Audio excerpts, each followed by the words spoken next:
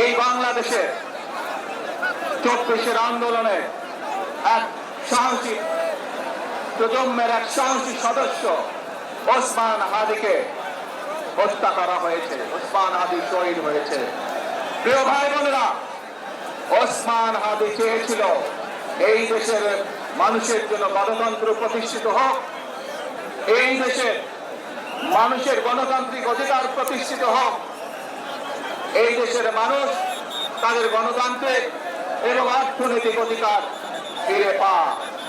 আজ 24-এর আন্দোলনে যারা শহীদ হয়েছেন, ওসমান হাদি সহ 71-এ যারা শহীদ হয়েছেন, বিগত স্বৈরাচারের সময় বিভিন্নভাবে খুন করে শিকার হয়েছে, এই মানুষগুলোর রক্তের ঋণ যদি শোধ করতে হয়, আসুন আমরা আমাদের সেই প্রত্যাশিত বাংলাদেশ গড়ে তুলব, যেখানে আমরা সকলে মিলে কাজ করব, যেখানে আমরা সকলে মিলে আমাদের প্রত্যাশিত বাংলাদেশকে গড়ে তুলব।